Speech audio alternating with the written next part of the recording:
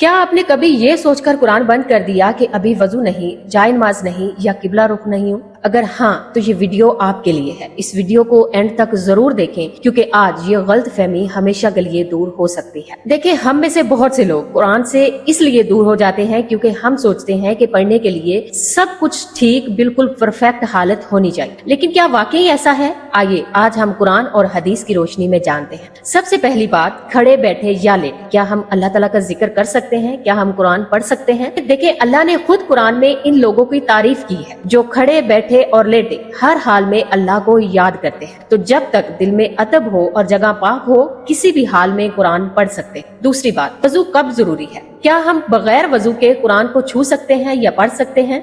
देखिए, अगर आप हाथ में कुरान पकड़कर पढ़ रहे हैं तो वजू करना जरूरी है, लेकिन अगर मोबाइल या टैबलेट से पढ़ रहे हैं तो बगैर वजू के भी पढ़ सकते हैं। ये आज के उलमा का भी यही कहना है। नंबर 3, क्या औरत ऊंची आवाज में कुरान पढ़ सकती है, तिलावत कर सकती है? हाँ, बिल्कुल पढ़ सकती है। घर में अकेले या दूसरी खवातीन के साथ ऊंची आवाज में तिलावत बिल्कुल जायज है, लेकिन गैर महरम मर्दों के सामने एहतियात करनी चाहिए। बच्चा, चौथी बात, किबला रुख और जाए नमाज। क्या कुरान पढ़ने के लिए किबला रुख होना जरूरी है? देखिए, किबले की तरफ बैठना अच्छा है लेकिन फर्ज नहीं, और जाए नमाज वो सिर्फ नमाज के लिए नहीं। कुर्सी पर, बिस्तर पर, कहीं भी पाक जगह पर बैठकर आप कुरान पढ़ सकते हैं। देखिए, शैतान चाहता है कि आप सोचते रहें, कल पढ़ूंगा, जब वक्त मिलेगा तब पढ़ूंगा। कुरान से रिश्ता मुश्किल नहीं, बस हमने इसको मुश्किल बना दिया है। बस अभी शुरू करें एक आयत, लेकिन रोजाना। अल्लाह ने फरमाया ये कुरान हिदायत है और रहमत है मोमिनों के लिए। अगर ये बात आपके लिए नई थी, ये वीडियो आपको पसंद आई हो तो अभी कम से कम 5 लोगों के साथ जरूर शेयर करें जो शायद इसी गलत फहमी की वजह से कुरान से दूर हो चुके हैं।